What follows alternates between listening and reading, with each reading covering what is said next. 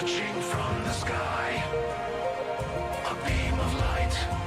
I am electric eye, a satellite, watching from the sky, a beam of light.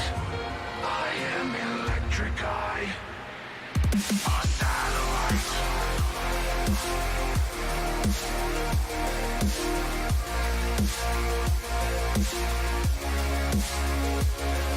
A beam of light.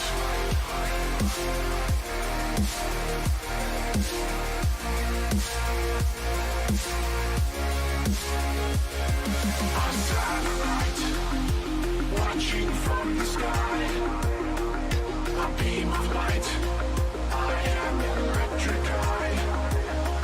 A satellite, watching from the sky. A beam of light. I am electric eye. Electric eye. I am a satellite, watching from the sky. Electric eye. Electric eye. A beam of light. I am electric eye. Always aware. Always awake to keep things in their place. Eternal stare as you resonate. Your machine no longer cries. A satellite watching from the sky. A beam of light. I am electric eye. A satellite watching from the sky. A beam of light. I am electric eye. A satellite.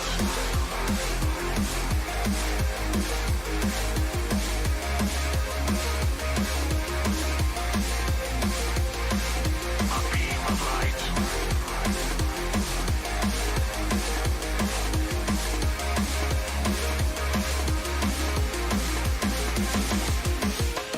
I'll keep you safe. I'll keep you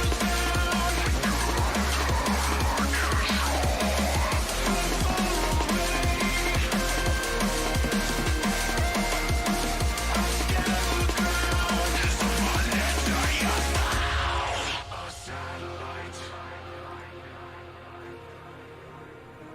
watching from the sky.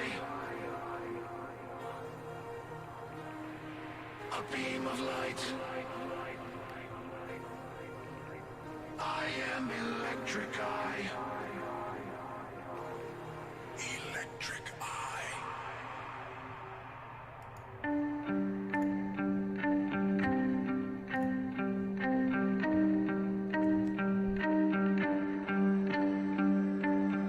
$370 coaches entered REBBL Season 8, the biggest season on record.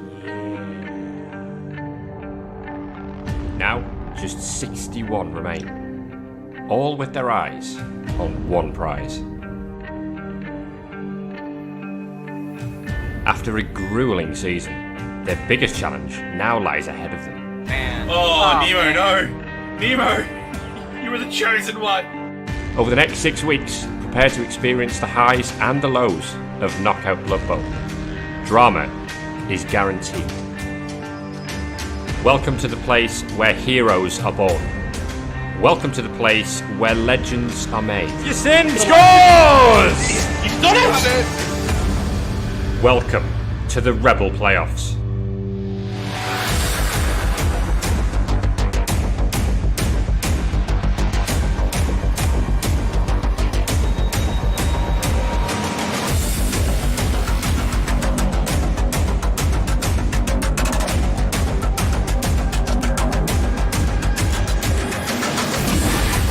Belt dodge. Boy's dead! And Stinger Bell is dead as well! The Kool-Aid Convoy team is falling to pieces. Whoa! Filet me gnome! Why would you apple that skin? It's a skin! Unbelievable, Jeffrey! Oh my This God. is so tense! 2+ pick up fails! You Norse are the champions.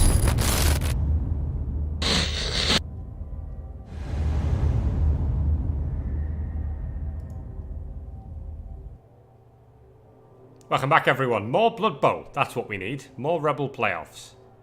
Haven't quite had enough of that yet, have we? What do we have on the menu this time? It's Pastry Pests, who are, remember, the oldest team in Rebel.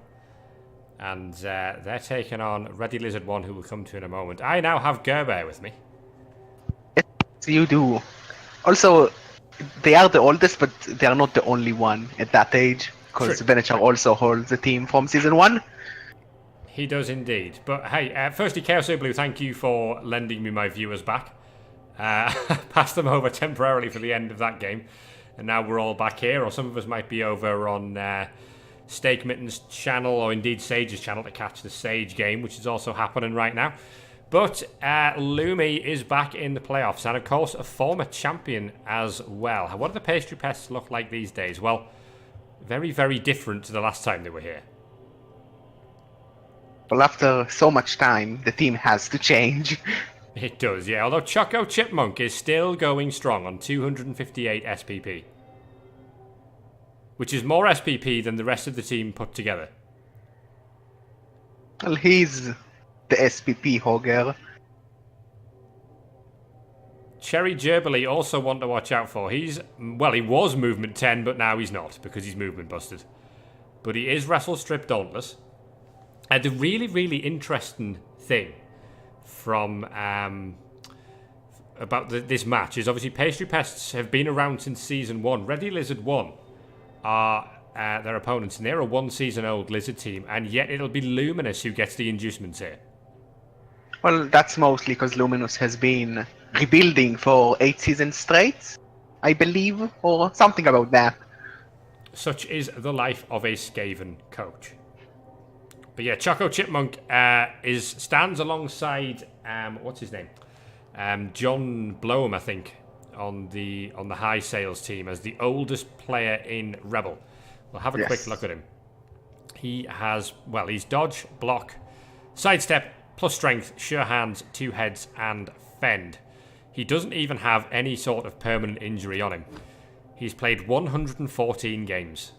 Which is definitely the highest by a huge margin, because Luminous, unlike Venechar, does like to play in the side competitions and in the playoffs. So he has a lot more games. But we do have some 90 and 100 games players, which is not a lot far, but it's still a full season behind. It is, yeah, it is indeed. Cheesex, I think we're just going to roll with the 2 of us tonight, because we've got... ask around, because there's so many games going on. I think Hindus might need a co-cast for the game that starts an hour from now. Hindus asked me, and I told him I'm here, so go ask him, because he probably needs one. So that's Choco Chipmunk. We'll take a look at his opponent, because the game is due to start momentarily. So Ready Lizard 1 are coached by Hoyleyboy, who I have to tell you is a very, very good coach.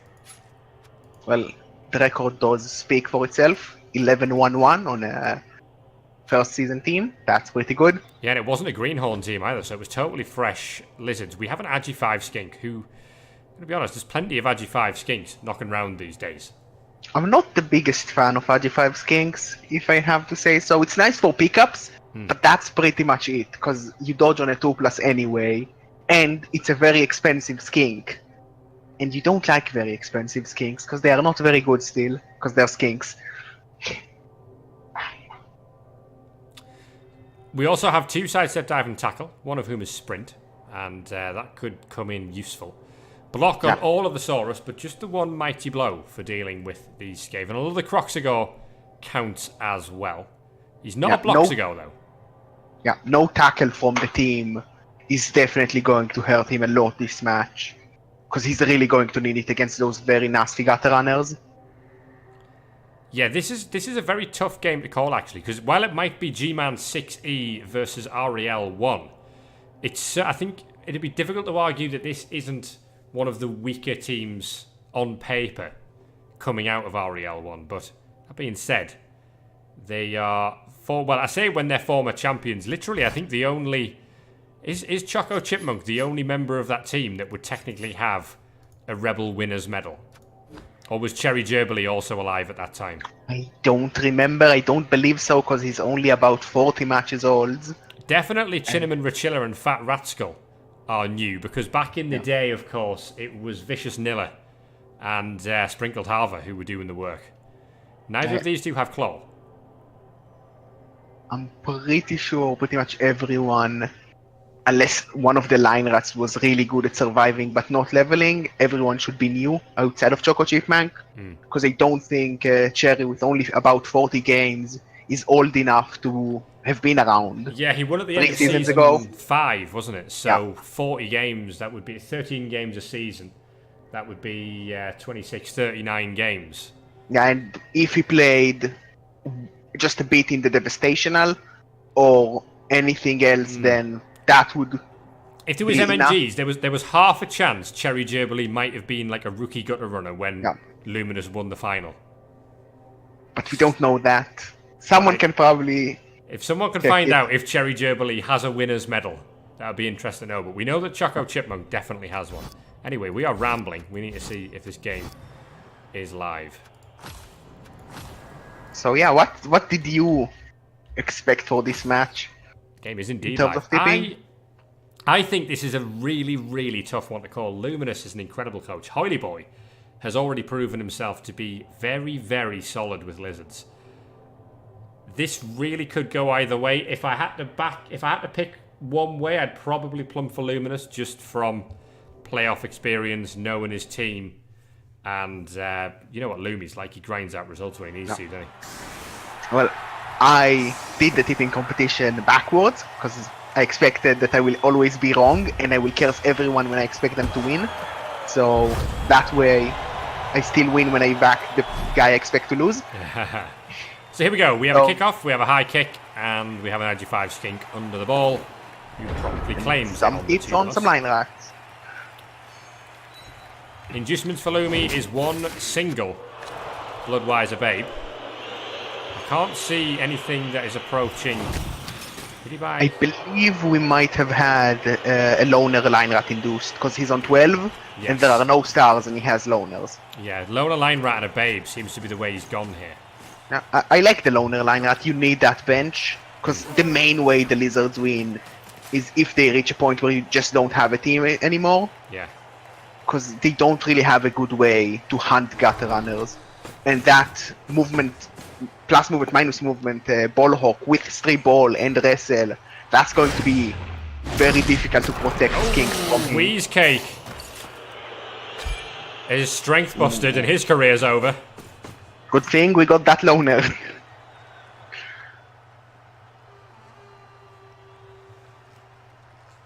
An interesting choice from Luminous to put one of the gutter runners on the bench. I'm not quite sure about that. So Hoyleyboy and Ready Lizard won with the one player advantage now. That's also, it's one of the line rats that isn't a loner removed, and he's strength busted too, so Lumi has a list of players. He never repeats the name of a player twice, and he's going to have to tick another one in the dead column there. He's been through so many names that at this point he's really like he wants to upload the line rat just so he wouldn't need to come up with a new name. It'd be brilliant to know just how many players Luminous has actually been through on this team. Well, considering the team is at least like 120 matches long, something like that right now, then easily through 80 players, considering how fragile rats are, and that you start with 11 to begin with. And that sometimes he might have had a bench. So the RG5 is going to chill in the backfield here, and the Croxigar finds a 3 dice, but doesn't find a knockdown. Yeah. Especially in a matchup like this, when you know that if they get any shot on the ball is going to drop. You really want to play as Lizard, like you have the ball in the back and you hand off to a skink that is in scoring range and then you score. You don't want to give room for the gutter runners to ever be close to the ball because they will take it and they will score. I wonder if we'll see Hoyleyboy Apo a skink. I hope not, but I fear that the RG5 might get Apod, and I don't agree with that. We know. Yeah. You have a lot... Like, let's be real. If the Bloaty Kinks, the sides, those with only normals were rookies, that would mean no Babe, no Loner for Luminous. And that would remove a lot of the advantages, and I don't think the diving tackle is that strong to compensate for giving that option for KOs to come back and a bench, because that injury would be so much more devastating with no bench. It would indeed. Who do you think you'll target with the blitz here? Bloodsaurus on the far side? I don't know, like, you really want to hit a skink, and you also don't want to overcommit anywhere. This might be possibly a turn where you even say, the blitz isn't strong enough for me to commit a lot of players, to be based up by the Crocs on the following turn. Yeah. Because to hit a Sauce, you need at least 2 assists. And sometimes that's a bit too much in terms of positioning.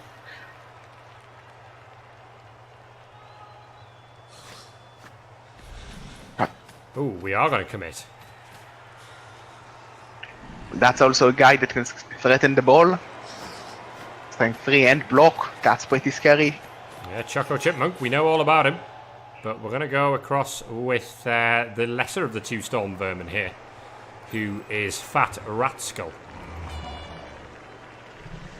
Will we stand up those line rats first, or will he be attempting to 3+ dodge them away after the blitz? We're going to do that afterwards. Yeah, I would like to see the dodges, because you really don't want to sit there and tank hits. Only a push. That might leave the gutter runners a little bit exposed, but no tackle allows this play to be a lot better than if there was tackle, because you really don't want to risk one of your really good gutter runners, especially not Choco Chipmunk. Yeah, Chaos Blue, I have cast very few games that haven't been lizards. We've got lizards galore, but more lizards versus rats. And the winner of this play is the winner of the match that I just finished casting between Viajero and Fall, which, if you haven't seen, was quite a game. Yeah, like, if you didn't see it, wait for this one to finish, and for all, like, wait till this night is over, because we have like 17 billion matches on one night, but after that, go watch that match with the elves, because it was really weird. It was a crazy game. But I'm not going to spoil anything here. There were elves, there were Amazons. That's it. Will we see a 4+ away from the Croxigore? Probably not. Well, it's better than just taking the hit from the Croxigore, because that means no Mighty Blow at least. Well, he rolled a 1. He's safe. Death floor kinder than a Saurus. Now, the thing is, if you move the Croxigore across towards the gutter runners there, are you then having to commit to moving the whole team that way? Well, you have enough Saurus to be able to put the Croxigore there and still push on the other side. So you also, like, sort of out of position those gutter runners. The big problem is that they both have 2 heads. So unless you put a diving tackle on them, that's going to be a 2+ out anyway. Yeah. But there is an option if you really want to commit to try and, like, put the Crocs and a couple of diving tackle on Choco Chipmunk to make sure that he's not going to hit the ball. But I agree that it's an overcommitment and he's just going to cage up. That's reasonable. He'll take a Mighty Blow blitz on a line rat, presumably. And there's no harm in that. Yep. How's it go at Gulub Hamster? Well, I would have liked to see him filling up the cage before doing this hit, because you wouldn't really want to reroll a double skulls here.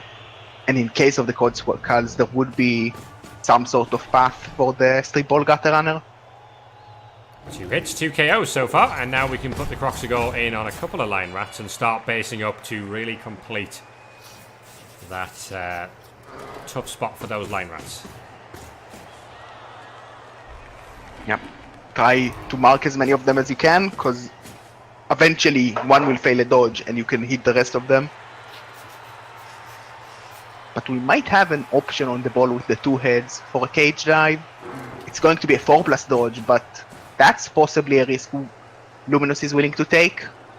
Let's go through dive and tackle unless he goes through the front entrance. Yeah, well, the thing is, the screen from the blood source and the block source, like, you can dodge 2+ through it. But technically, he doesn't have to go through dive and tackle. He could come from this square here if you're going to take the side route.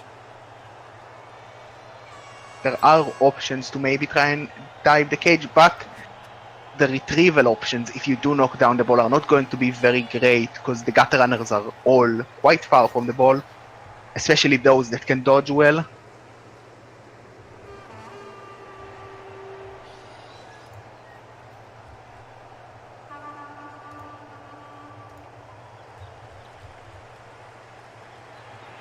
I'm going to take a look at the tip and comp just to see how people voted on this one. I'm pretty sure I voted Lizards because I wanted to be wrong every time, but 53. I'm actually doing pretty well. 53 matches for the Pastry Pests, only 13 for Ready Lizard 1. Well, it's tough to bet against Lumi. He's a really good coach. He's proven that he can do it. He won a Super Bowl before. And the team is looking pretty solid, especially against Lizards. He has that stray ball and some very nasty gutter runners to take a hold of skinks. One of the coaches who bet in favour of Ready Lizard 1 was me. Ooh. I would like to know why. Because I also Me too. voted. Well, right now. Ooh, Choco Chipman going aggressive. He can go onto the ball Doesn't if go he on wants the ball. to. Now he's on diving tackle. It's not too scary, but it might leave some options for hits onto Choco Chipmunk if Hoyleyboy is willing to commit.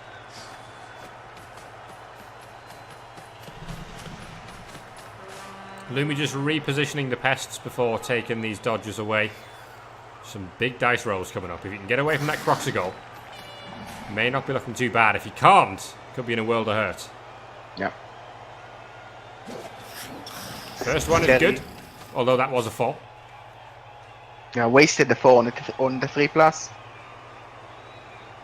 Of course, this does not work that way, Metal. No. But I'm going to say it anyway. My stage Chapsu versus Sean Man has been delayed a couple of hours so that A, Metal can barbecue, and B, so we can roll straight from this over to Metal's channel and keep this playoff hype train rolling. Gophie Cake is away. Yeah. Tail is indeed a fake skill for anyone that is wondering in chat. So is diving tackle. So don't think they will work anytime this game. It's either going to be a 1 or a 2 or a 4. It's not going to be a 3. This time it's a 4. 3 4s on the spin, and away goes the loner. It's a screen, but it's a pretty weak screen. Well, the thing is, like, if you force the blitz there, then it limits how much the lizards can build up a cage, because the line rats are still going to slightly be in the way. It's actually a weird surround he's got going on at the moment. Yeah, that's... Well, it's not really a full surround, because Choco Chipmunk and the Storm Vermin are not very good at screening together. Although Hoyleyboy doesn't really want to go that way. Yeah. Like, the lizards can choose to go pretty much anywhere, but no matter where they go, like, they might be able to cage up, but they cannot do anything more than a basic cage, which is good for Luminous, because he does have that 2 heads whenever he wants to pull the trigger for the 4+ dodge in.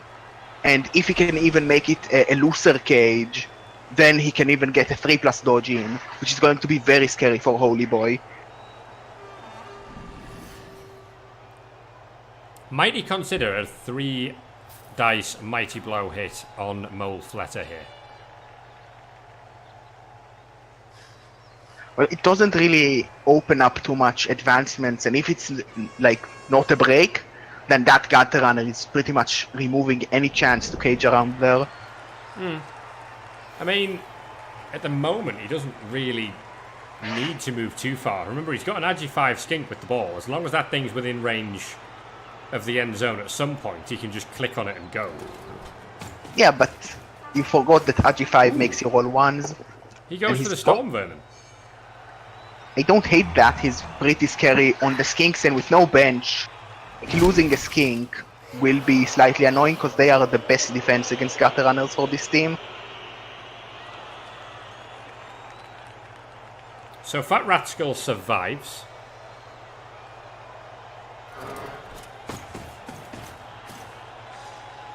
Goes and marks him up with a Saurus, and that should theoretically lock him down for now.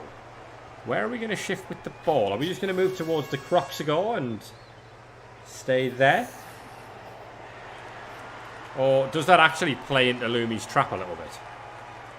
Now, if you go into the center, it might be easier to fully surround you. The question is how bad is to be surrounded by Skaven? Well, as long as the ball is safe. He's not going to activate the Crocs here, because if it boneheads, and you know it will, Gerber. It always does. 100% of the time. Ooh, we're going to go for a cheeky hit on Choco Chipmunk. Might be just sandwiching him, cause that sidestep can be scary. Dive and tackle either side. Yeah. Yeah, he's not going to go for a hit. A 4+ dodge out, that might lock him down, but he can get at least a 1 dice. Well, he has to dodge away from diving tackle twice now, regardless. Yeah, the first dodge will be a 4+, the second a 3+. Not that incredible, especially because diving tackle is a fake skill and not going to work, but still might be annoying. Will it not be a 5+ and then a 4+? Oh, he has 2 heads. He's 2 heads. Yeah, 2 heads really, like, it's such a good skill. It allows you to do so much more in terms of agility. It's like being a G5 pretty much for anything important, because picking up and passing with sure hands most of the time will work anyway. It's half the price though, isn't it? Oh, it is a double. Yeah. It's 10k less. Yeah, and it's a lot more likely on the dice roll. Like, of course, you would prefer a G5, but you take what you get.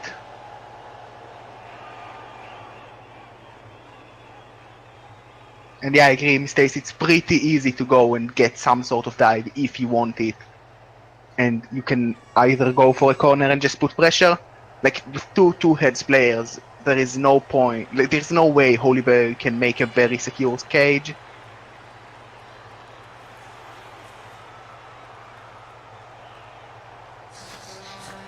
I imagine the dodge choice instead of tackle, we're going to go for the Crocs.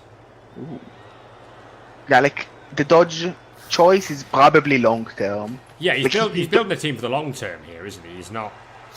He's a 1 season old Lizard team. He's made it to the playoffs, but he's not really here to win the playoffs at this stage as much as develop the team.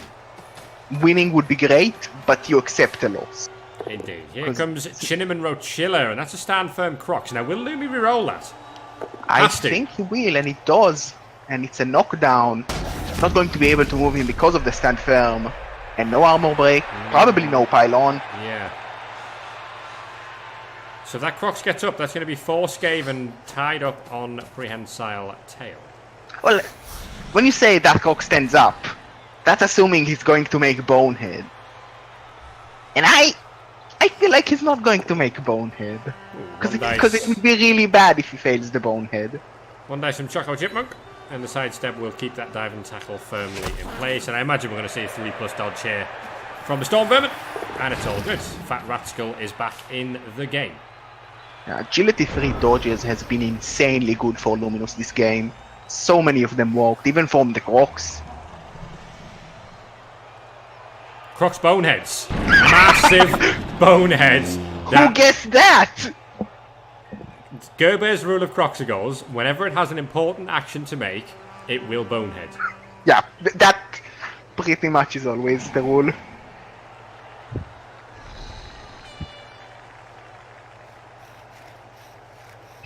Don't blame me, Sean, man. So that makes things very interesting now, because without the Crocs, the tail's gone, and now we can reposition all of those Skaven to maybe try and break the cage next turn. Blitz is going to come in on the Storm Vermin again, surely. Yeah, unless you're just knocking him up. It's not even going to be that easy getting a good cage, because some of your souls are already locked down, and you don't really want to dodge those diving tackles and rely on that for the full cage. And you need the full cage, because Choco Chipmunk can dodge out from the back and hit you from the back if you leave an opening, because he is 2 heads. Lond Lipper here is literally moving forward 1 square at a time. That might be some secret strat we are not aware of. So where are we repositioning to now? This feels like it's going to be a very wide cage, and I don't like that because it leaves a lot more options for the Skaven. It tells with me he's that going to two bring the heads. skinks off Choco Chipmunk.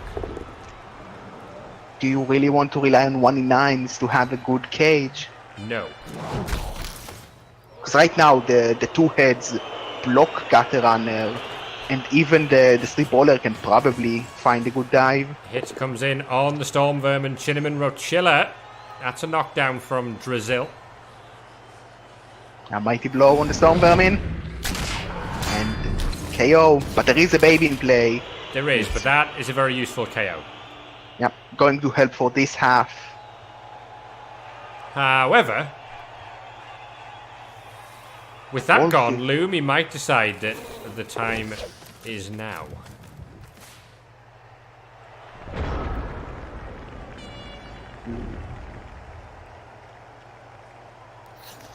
Well, definitely Choco Chipmunk can get a cage dive onto the ball if Lumi wants to make the 3+ dodge from diving tackle into the 4+ cage dive. And he can even counter some assists. You take a mighty blow hit on that Saurus.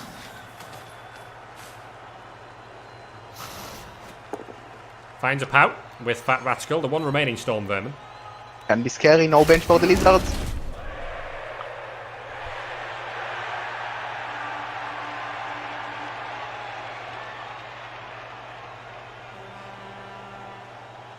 I don't think Lumi's planning to dive the cage right now. 2 dice from Choco Chipmunk.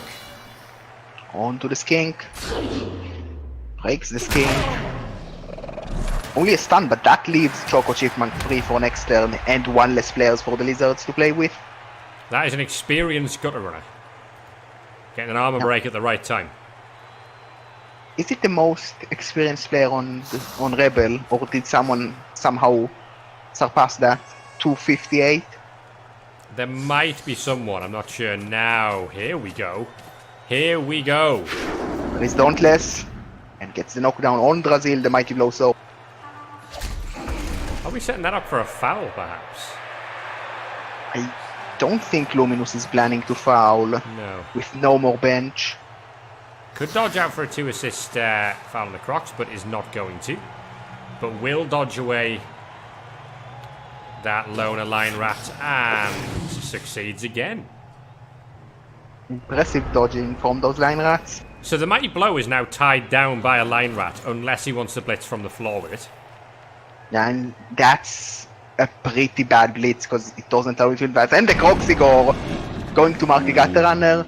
No, he boneheads. 2 in a row for Big Liz, who is sunbathing in the middle of the field right now. King Ghidorah 2.0, anyone? Apparently Fiction's got a wolf up at 250 SPP. Well, that's still not high enough. I know Knife Juggler is around, like he's really close to 240, but that's still a long way away. There's just that sort of prestige as well to Choco Chipmunk. The fact he has been around since Season 1. Yeah, he's an old player, and he's a good player. He does the job very well. For a gutter runner to last so long. that long, Well, when he has being no perms on him. being strength 3 and having a blodge fend, that definitely helps to protect him. And indeed sidestep. Yeah. Like, you're not going to have easy fouls on him, you're not going to have easy pylon on him, so it's easier to make him safe from the very deadly abilities. Indeed. Hoyleyboy is going to look to make some ground up the field now. Yeah. It feels like Lumi pretty much needs to cage dive soon, unless he's okay with this score, but I doubt he is, although there is always the one-turn opportunity from Skaven, but he doesn't have a good way to deal with so much strength for the first push, at least on the one turn.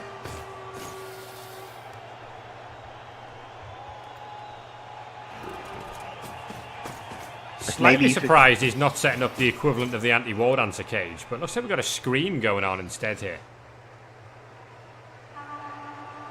A trapezium cage, if you like. Yeah. That's not something you see every day. I'm not sure. Yeah, I would agree with you that the big eye cage would make more sense for me. But he's not really caging up, he's more of like screening the ball. Presumably that skink's going to move right at the front because there's definitely a shot at the moment. There we go. That fixes that. That's tough to break. Yeah, but this is also really easy to pressure. Because if you mark all those Soros and that skink, and maybe you keep the Mighty Blow Soros marked, you can very much make sure that if the Lizardmen want to stay safe, they have to score.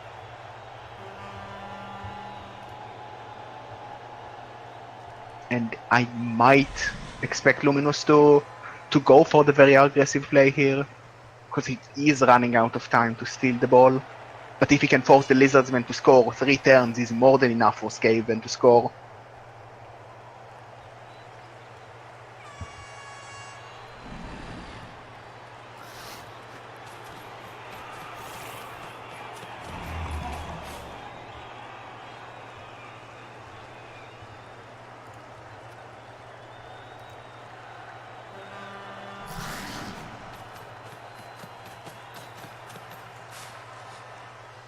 See the loner line rat marking up the diving tackle skink. We might see a hit over there if he manages to get a nice 3 dice. May target this Mighty Blow as well. Yep. That would allow him to maybe blitz with the line rat and then go mark a different Saurus. Because you don't really expect the Coxigor to be useful ever. It's a Coxigor. Go for a standard block, double skulls it. That's a reroll to go on. That's a bit scary because even if you force the Lizards to score, you want to have a reroll for your own touchdown. And it's not even a blitz. I wonder where the blitz is coming from this turn then. Because he could have blitzed to reposition that line rat for a more aggressive spot. Now realising he has to mark up that Croxigor to prevent the Crocs from marking up 3 players on the next turn. You could just rely on the Crocs rolling another bonehead, because that would be really good for the Lizards if he doesn't roll a bonehead.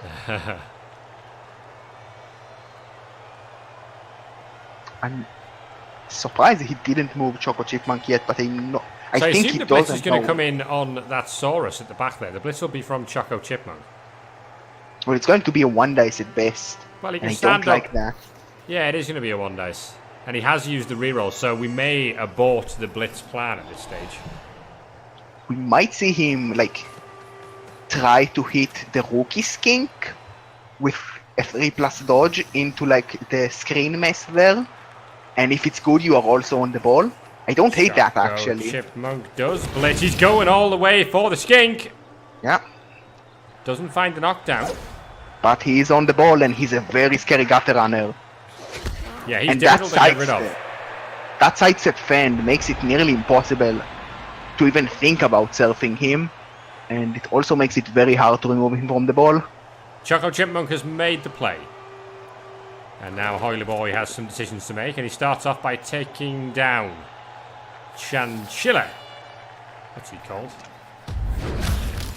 Chinchilla something. Ice cream. There you go. Yeah.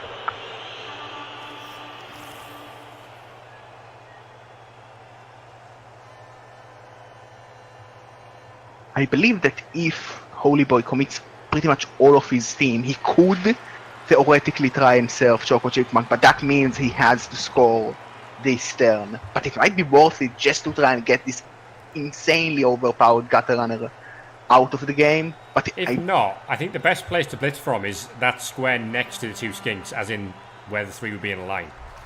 Because then, best case, if you want to stay on the ball, he steps to the sideline, you can follow up, and the next skink block would move him away from the ball carrier, guaranteed. He's in there on his own at the moment, Choco Chipmunk, but he's in there. yeah, he alone is enough to make you be very afraid. And you don't want to score this turn at all. That's the thing. You need to be safe for next turn. And that other 2 heads gutter runner and the strip ball are quite threatening. Because if you go forward, you are very unlikely to be able to stall for another turn, but getting Choco Chipmunk away from this position is not going to be an easy task. unless you roll a POW and break his armor. He might commit to the surf here. I don't hate that, but don't like that too much, because it is risky. And the Cox goes up to mark 2 players.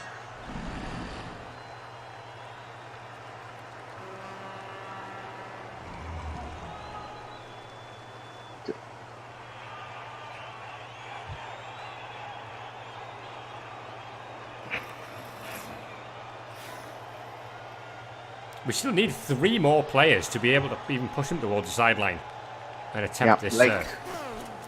Well, you have the Mighty Blow Souls, the 2 block souls that are next to the ball, and then you can either GFI with the last block soul Slonic that is a bit far away, or go for a dodge with the Skink, and you can get that self, but that means you have nowhere to be safe, and We you go pretty for much the have to GFI go. straight away. So we are He gets very it. much committing to the surf here. Yep, he can get it, because you can follow up a fend if it's with a blitz, because you still have movement, and Yes. then the rookie Skin could try and get the ball out. He'll have a 3 dice as well, for good measure. Push is good enough. Choco Chipmunk in trouble. Yeah, I'm very much expecting him to get upload if it's an injury, no matter what. Into the crowd goes Choco Chipmunk. When the crowd says that we like fine. some Choco Chipmunks. They love a legend around these parts. Now, where do you go with the ball? You have to score now, don't you? Yeah, you have to score. Like, maybe... No, you have to score. You don't have anywhere safe from the street ball gutter run. No, I tell you why. Because you don't even have to blitz. If he steps into there, then you actually just blitz the Skink in front of him. And no, that wouldn't surf him. No, you'd have to come in and surf You him. self with, like, you red dice. Actually, you 1 dice with the Dauntless gutter runner, the block Soros, and, like, push him into the Skink. Skink goes out. Then the ball scatters and you still have another gutter runner to pick up the ball. And from there, you probably go 1-0 as the Skaven. And, like, that's worst case. Like, that's the dark timeline for the Lizardmen. They have to score here if they don't want to go insanely risky. Yeah, well, So he massively committed to the score. Sorry, to the surf. Yeah, to the surf. And now that it hasn't even produced a KO, never mind an injury, Hoyleyboy, I think, has put himself in a position where he's going to have to take the touchdown here. Yeah, it's a very much all-in play, especially like when there's a babe and when there's an Apo ready for that player. Like, the chances of fully removing him on a self is not that high. It's only 42% to either get a KO or an injury. And most of the time, KOs will be back, definitely for the second half if you score here. He is stalling. That's going to definitely give a dodge option in, but the diving tackle is doing quite a good job there to stop the 2 heads. Well, you The can't big problem- surf, but you could still knock the ball down, right? Yeah, but it's going to be tough to reach the ball. Like, even from below, the diving tackle is doing quite a good job here. Because it will be a 5+ dodge from diving tackle. The problem is that if he just tackles that, like, he blitz that Skink with tackle Mighty Blow, and he might be able to just completely pressure the ball and force a score that way. Because when you have tackle on the 55% ball... to get in, says my Stace. Yeah, And then it is it's a 55. 50%, well, it's a 33% to knock him over.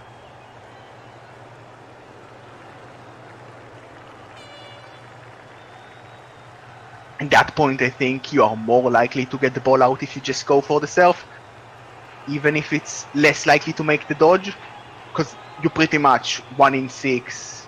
Actually, no, it's a red dice, but it's still probably better, because a push then is a favorable result alongside the both down. Indeed, yeah. It makes, instead of a 5+ on the So knockdown, you go for the it's 6+ to surf him. Yeah, it's... It also Like- negates dive and tackle anyway, doesn't it? So No, diving tackle doesn't mean anything if it's a 6+ anyway. Well, actually, it would be... a 5+, No, wouldn't it? Yeah, He it would only has 4 be... tackle zones, but he has 2 heads. Yeah, it would be useful. Oh, hello. That probably means he's going for the dive from below. The 55% play. Yep. This could be huge. We can also go for a different 6 plus with the strip ball into 1 dice. But it might require a GFI or 2 and a dodge from the Here we crocs. go. And no, we're going to go with the mighty blow. It's just blitzing 3 the dice. skink, trying to get tackle on the ball. Like, that's a good hit on a skink. Removing him will be valuable. With no bench for the Lizardmen team. We Oh, it don't doesn't even fall. break it.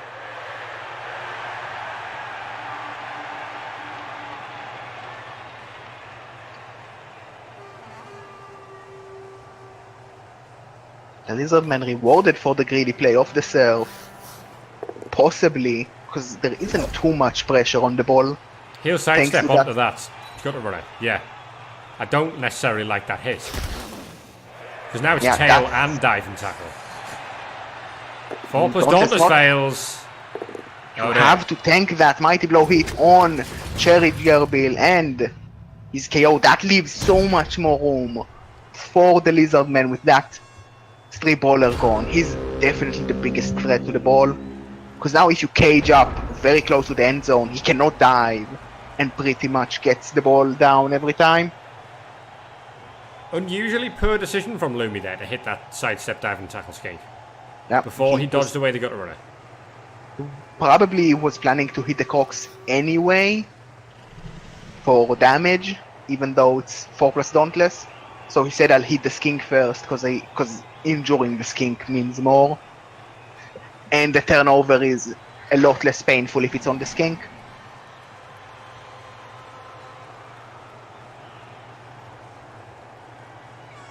So far, so good for Ready Lizard 1. Yeah, it's going pretty well, but the 1 turn is still on the table. If that works, then the position of the Lizards is not as strong as they would like to. But it really feels like the Lizardmen are going to get a very safe turn 8 score. Possibly. Could he surf the Storm Vermin? Probably not. He'd have to block with the ball carrier. Yeah, that's like it's possible, and you're sort of safe if you break the Loner Line Rat, but it requires breaking the Loner Line Rat, and it's insanely greedy because a 1 in 9 means you drop the ball. And take a mighty blow hit. Yeah, like that's how you lose that G5 skink.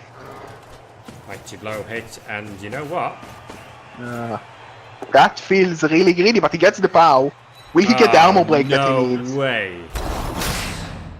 Gets Yes. the armor break. Done. No, he moves away. Look like that, because that left tackle on the ball could have just pushed the mighty blow away and have gotten a mighty blow hit, but it allowed you to cage up closer to the sideline. I don't like you could have just built the cage like 2 squares to the right and avoid the dodge. Hits that skink again and still cannot find that POW. Is Lumi going to take that attempt to hit the ball, or is he just going to protect his players? Because there is a very juicy Storm Vermin on the sideline ready to be surfed if he's going for the dive. And it's only going to be a red dice right now. He might need to uphill that Saurus.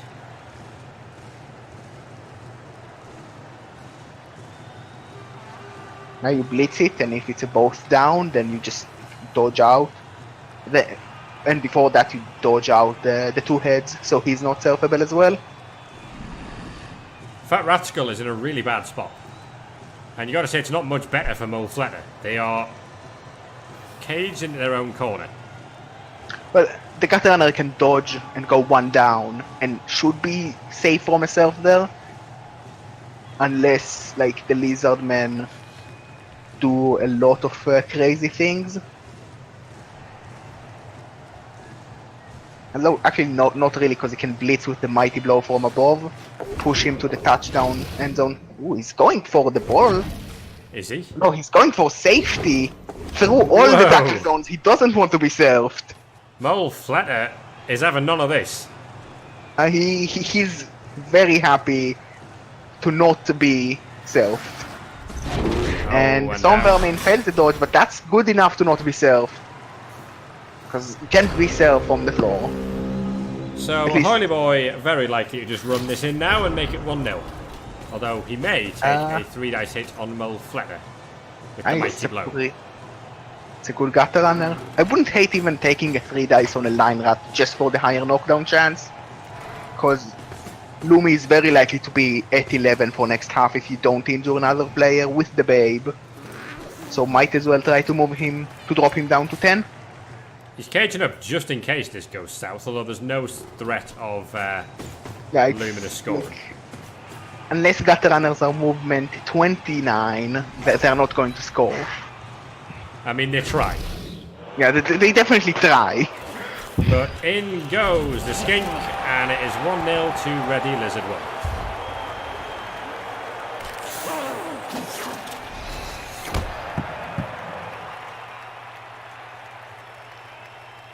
Good drive from Hoyleyboy. Yeah, it was a good drive. I think Lumi possibly gave up some good cage dive opportunities early on, and like Choco Chipmunk was then out of position, which really hurt him, and he wasn't able to put enough pressure to stop the score. Well, And the we Bloodweiser see, babe is in play, and it brings back Gulub Hamstoon on a 3, but the Pom Tackle Storm Vermin remains out. Now it's all about the 1 turn. yeah, the bomb is not that crucial for the 1 turn, assuming Lumi finds a good way to 1 turn, because Holyboy can definitely force a 1 dice, at least on the first block of the 1 turn. But it's Skaven, so they don't need too many pushes to be able to get into scoring range. And they have some sidestep 2 heads players ready. I think Ninja Pirate Assassin's right, actually. It went about as well as it possibly could for Lumi, failing a turnover and a touchdown. Yeah. Only 1 The injured thing- line rat on the very first turn. If that KO comes back for the second half and he's got a full team, happy days. Yeah, Lumi was able to dodge so many players, so he took very few hits compared to what you would expect from Skaven versus Lizards. Because usually the Lizards go, I'll base all the line rats, and then at least 3 of them take an armor roll, because someone fails the dodge early on.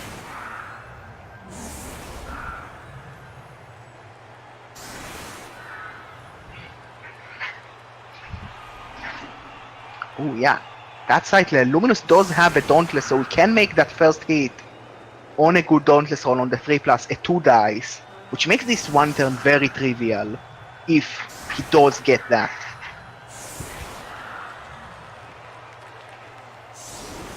Because after the first hit, it's very easy to bring 3-4 assists for every single hit to make sure that it is a 2 dice against the Saurus, even with runner. some counter assists. With movement 9 needs 2 pushes here. Yeah, should be a simple 1 turn for Luminous, as long as the Dauntless works. He might have to go through dive and tackle though.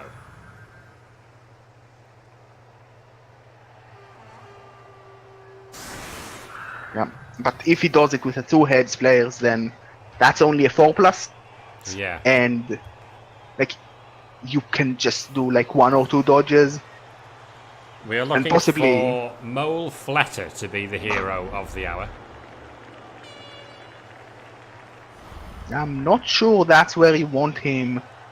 If you want to push him, like, I would expect the game plan be blitz Lonky Long.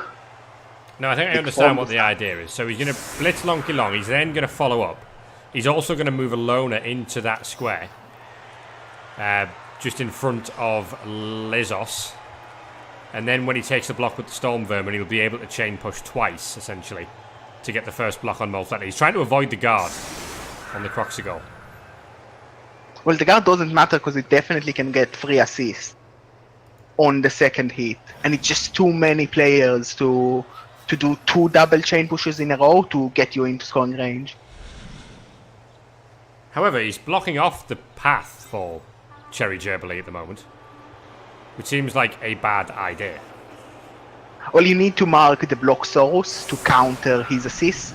Oh, So true. the gutter runner is probably just going to do that and open the path. But at the same time, the gutter runner doesn't want to just step forward 1 square, he wants to step forward 2, or he will end up in Mole Fletter's way.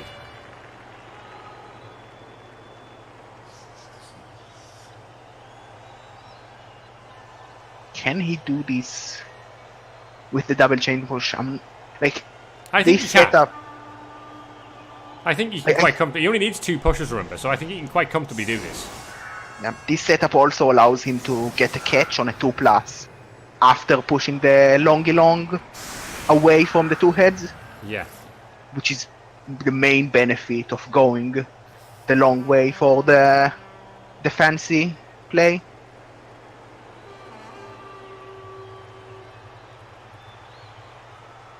Of course, he has to put a player there because he needs 3 on the LOS.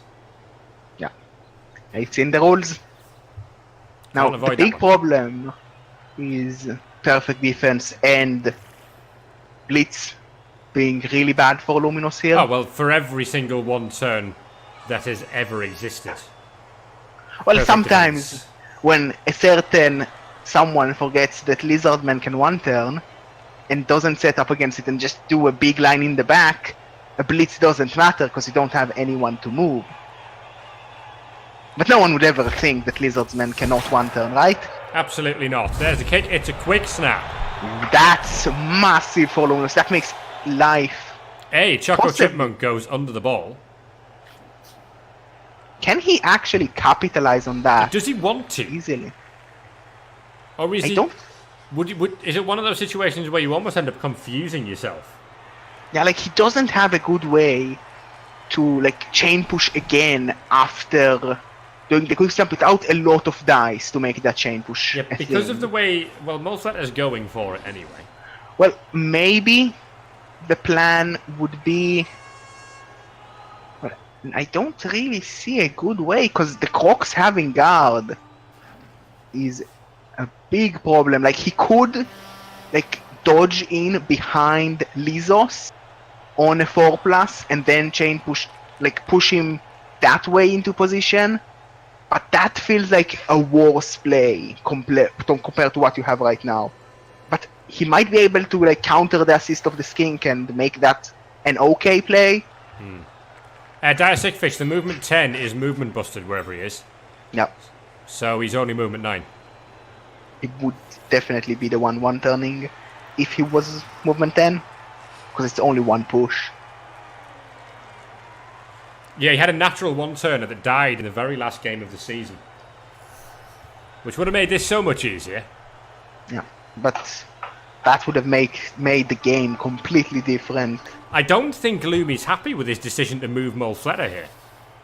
Yeah, it feels like he's just forcing himself to roll more dice than he needed to. Because he would still need. Although he like, can would still need. fix it. Yeah, he can get it. Like he's forcing himself a tough dodge instead of needing 2 pushes and then a power. Well, he's not, because instead of- all he does is the same play, but at the point where Mulfletter would be pushed, you just fill up a gap, and then you just do the same play anyway. Yeah, that's also true. Actually, maybe he can chain push it so he gets to Molfleta like earlier by using also Choco Chipmunk to fill a gap. Can he do that? I think he might have just enough players.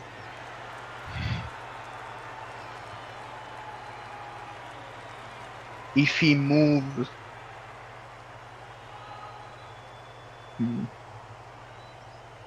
Like he definitely will be able to do that if he's willing to make the second block a 1 dice, but I don't think he want to do that. He's got 1 minute and 15 seconds to work this out, and Luminous will be thankful that Rebel has 4-minute turns Yeah. right Well, now. the thing is, like, Quick Snap is not going to do much anymore. Like, maybe 1 or 2 players need to be moved still. So he has actually 8 minutes to think this out, because you get a full turn after the Quick Snap. Which Yeah, is but a lot of time. He has to to do have somehow. players in position right now. Yeah. But most of them are just going to be there for the chain push and not block or anything. Actually, you can also maybe like start with a block instead of a blitz. That still But it works. will be. So that situation now works.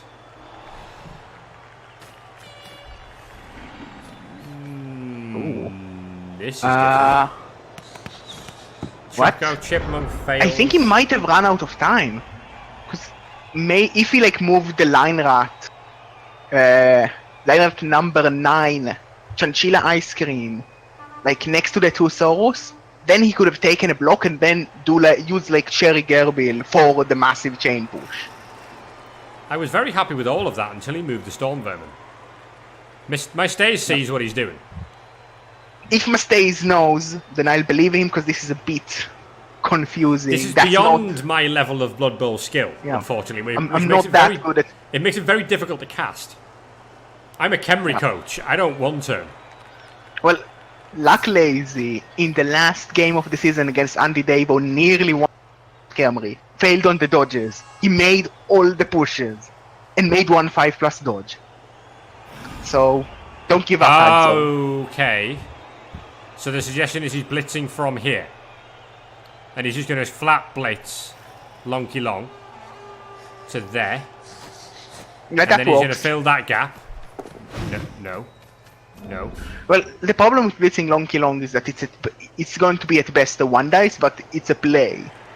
But is it better than just coming from behind to Lizos? I'm not sure. He's sending in Cherry Gerbil to blitz Lizos here. Yeah, from behind. That's in the way now. No, he can't do that. Because now he has to go through diving. No, he can.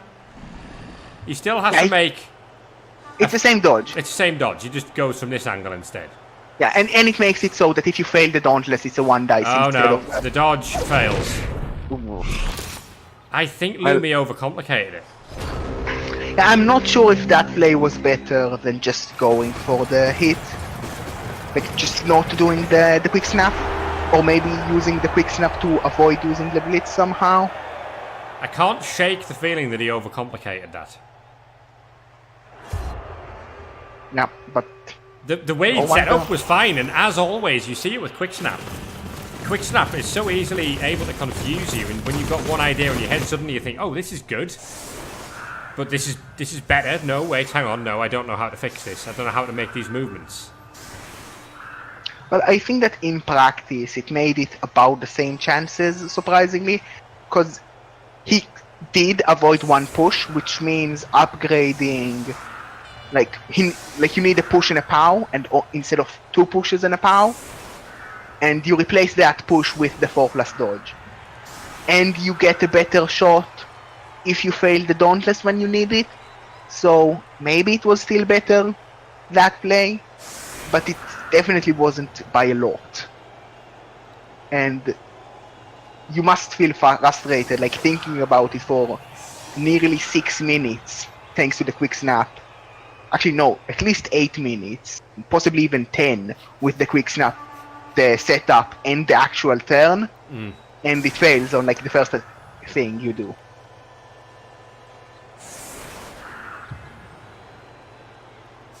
I agree with 130. I do think Lumi outthought himself there. But it's not the end of the world. He can still win the game.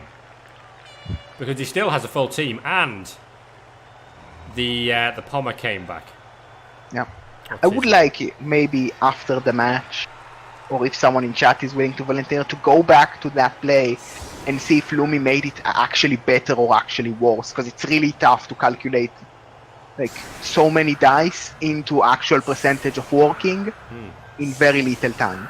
What I'll try to do is I'll try to ask Lumi if he'll join us in voice and explain the thought process for it, because it'd be interesting to hear what happened there. Well, I think in the end, after fixing everything, it was around the same chances, but it felt like a lot of his players were just sitting there doing nothing, and possibly could have found a way to make it better.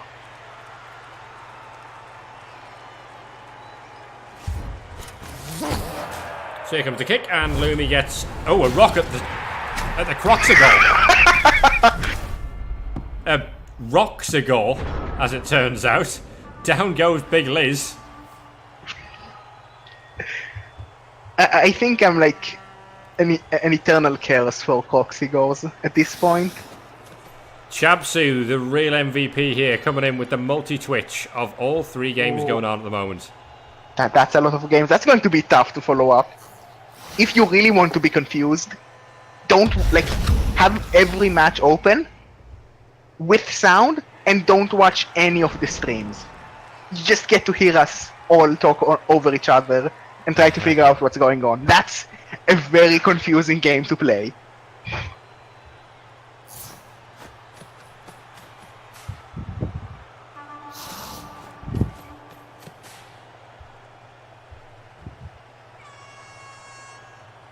Picture in picture in picture. Can you ask for any more from the REBBL playoffs? More blood would be nice. Well, we'll try and get that for you, Gerber. Down goes the Saurus. Not dead. Yeah, I agree with not piling on there. You can just go back and be safe instead of taking some risk. Now, the big question here is, does Lumi think he can try and stall this? Or is he just going to go for a quick score and try to get as many turns as he can to steal this and maybe have a chance to win before overtime? If he had a wizard in his pocket, I think it'd be a different ball game entirely, Yeah. but... Like, usually you would assume you want a shorter game, but, like, Lumi is still on 11, and the Lizards are also on 11, so maybe, like, if you get some hits on Skinks, you can get the number advantage for overtime. Like, that's not out of the realm of possibility for Lumi. Very true. If he could end up by 2 players, then he'd almost certainly want to take the quick score and then try and turn it over with an advantage. However, if it starts going the other way, it's a little trickier. Yeah, you really don't want the Lizards to have any chance at getting the ball. Now, you have to say, there's a weakness to this cage. If we are to blitz that loner on the right-hand side, we can potentially get upwards of 3 Saurus on the ball. Well, it might even feel like a bait. Like, see if Hoyleyboy is going to blitz that and put like 4 Saurus on the ball. And then run to the other side. Yeah. Because, like, that's too easy. And in the end of the day, just marking the ball is not going to do much. Unless Luminous rolls a Snake Eye. And no one ever failed a Snake Eyes at a very important time with the ball carrier. That never happens.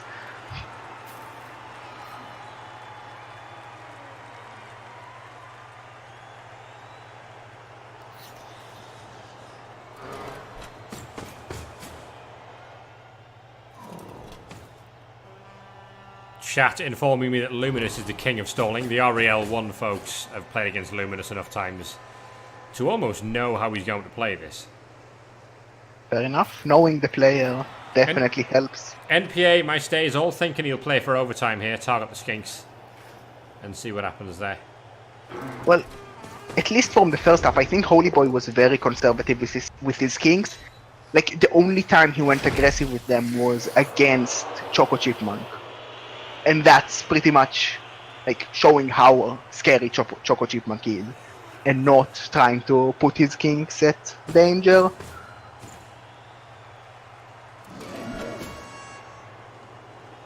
And we see the Lizard just going for a very reasonable play of marking as many line rats as they can, trying to get hits and drop their Skaven numbers. Yep, Lumi's going to have to work out a way through this. Well, like, even more for the Skaven than the Lizard. Lumi really doesn't even want to go forward, because if he goes forward, he's more likely to be forced into a score. He can just chill out at the back. A line of 6 players with strength, 4 and block. And you have the Croxigore on the floor somewhere. I don't think he'll be looking to foul it, to be honest. Yeah. But it makes it very hard to even try to free up those line rats. You very much are just going to rely on more dodges. They have been insanely good until now, but eventually they fail on the first attempt, and then you tank 4 blocks from souls. And that almost certainly will produce 1 removal. Well, Not not really. Statistically, It's you not- would expect that at least one of them armor 7s will break. Yeah, but you also need to get the knockdowns, and it's only like it's a 3 and 4 to knock down, but like one of them will just be a push, and on 3 knockdowns, like you expect just a little bit more than 1 break, and more than 1 break doesn't mean it's going to be a removal. Surprisingly, AB7 is not as bad as you might think, especially not against Mighty Blow. Okay, we are going that way. Yeah. Well, if he gets that source away with a block, he can then blitz the skink he is protecting, which is a play I quite like, because you really want to get one of those skinks out early on. Yeah, this is a good idea, actually. Yeah, and he gets a pow on Lonic, the source. Not a break, but still a pretty good result. So will he go with the Pommer? Well, the tackle guy is just a bit too far to avoid GFIs, and why take GFIs when you can not take GFI? That's a very, very solid argument you make, Gerber. Yeah. Well, when you fail every GFI you try, then you learn to avoid them like fire.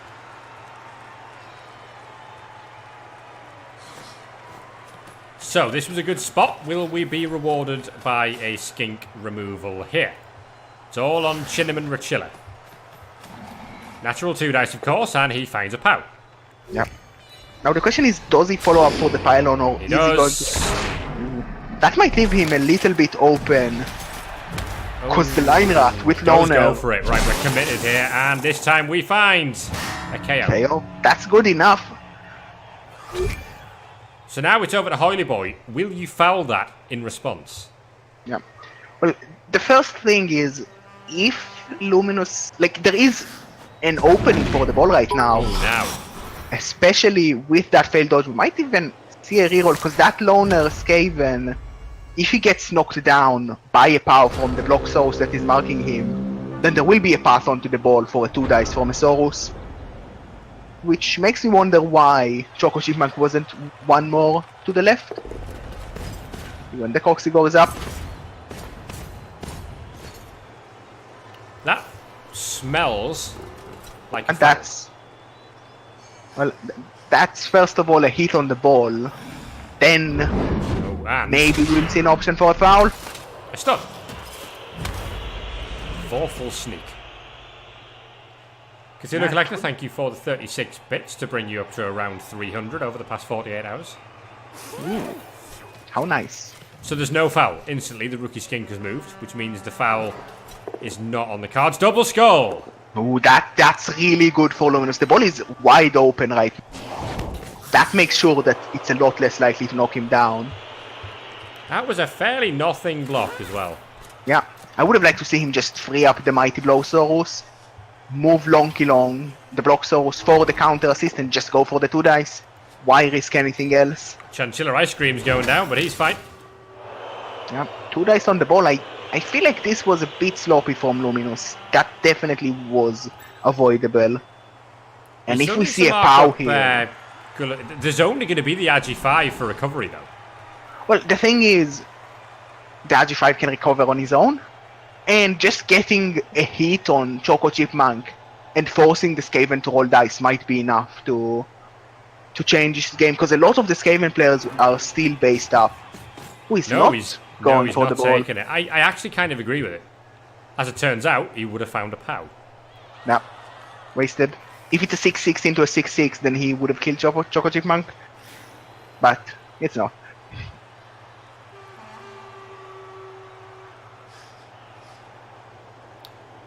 Momentary. Yeah, like holy cricket. There was only going to be the Agi 5 for recovery. Asking correctly, Hangzord, what do you expect more than an Agi 5 to recover the ball? What I expect once the Agi 5 recovers the ball is for, let's face it, the Storm Vermin that wouldn't have been blitzed had we have taken the blitz on the ball to come over and kill the Agi 5 skink. However, we seem to have some sort of replay bug here, which means that we are awaiting a hit on the Storm Vermin. Ooh, I definitely have seen the hit result. It was not a break. And he moved a few players as well, putting a little bit of pressure on the ball. Not much, but Luminous is really boxed in right now. Pretty much everyone outside of the gutter runners is going to need some dice to be free and reposition.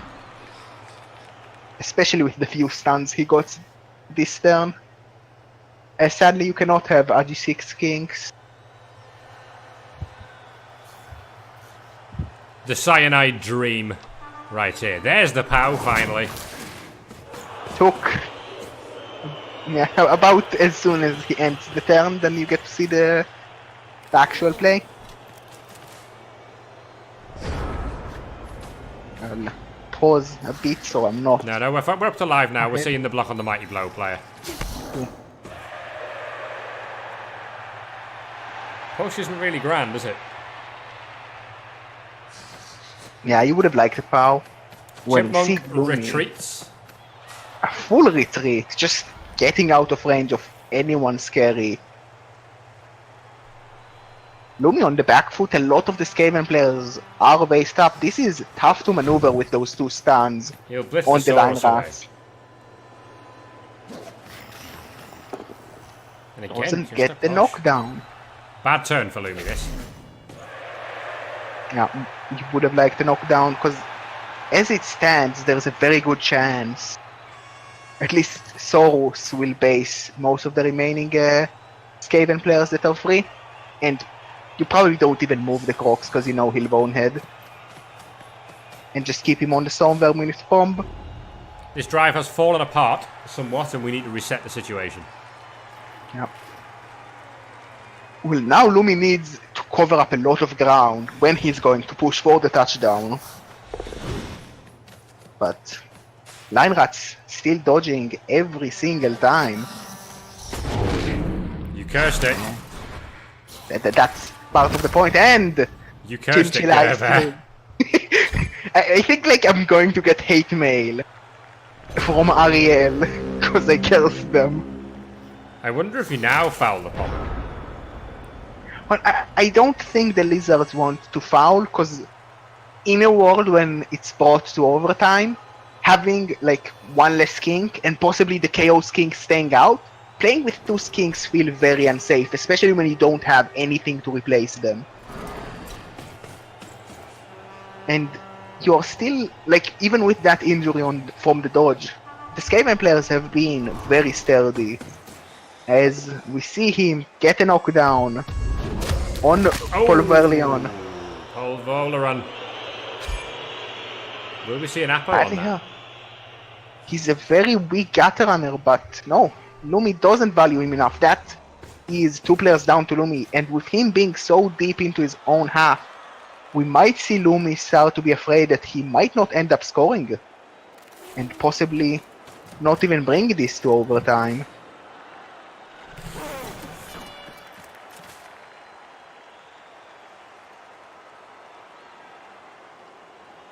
I'm always cursing thing. I learned from the best, which is Heinzord. I have no comment to make. Well, you have been cursing stuff since Roder Report was a thing. That was a long time ago. What is worth pointing out, of course, is that 53 people backed the Pastry Pests to win this. And so far, Hoyleyboy is in control of the match. I actually really like Lizards. Lizards is definitely up there. My favorite teams, and I play Lizards in Clan League, and have been doing quite well. Clan Rudder are 1-0 up in the current round of Clan League, so happy days, we've won a game. Yeah, I believe we also are 1-0 up because Mirskadu completely and utterly destroyed. I believe it was Mistace's Brett team. So the Rodder thing, Steve, comes from the start of Season 4 of Rebel, is when I started doing some written articles. Very much just off the bat of, well, this might be fun. And they took off somewhat. Yeah. They were very popular. And what I figured, because I didn't really know all that much about Blood Bowl from like a quote-unquote expert point of view, I said, well, easiest way for me to sound less like an idiot is to invent a character who can be the idiot for me. And do lots of statistics. So I came up with Rodder, essentially, who was essentially borrowed from some other Blood Bowl league I was playing in at the time. And basically just developed him into a character, and it very much took off from there. Yeah. I believe in the lore of Rodder, he was once a human called Rod Stewart, who was then requested to play a match, died on the first block on the LOS, and then came back to life as Rodder Stewart. Indeed, because Rod Stewart can never die. He just gets a longer name next time. I have been asked before whether Roddest Stewart would ever be a thing, and the answer is I don't know. Maybe. Well, something needs to kill the current Rodder, so... You know, Rodder, nobody even noticed this. Rodder spent an entire season playing for my Clan League team last season. And nobody killed him. He was a zombie on the field, and nobody killed him. I think that name is blessed. Clearly so. Again, we cannot find a knockdown. Yeah, like he dodges 3+s to get that hit, and still not a good result, just a push. But he can at least screen the ball now somewhat safely, but it's going to be very tough to start pushing next turn.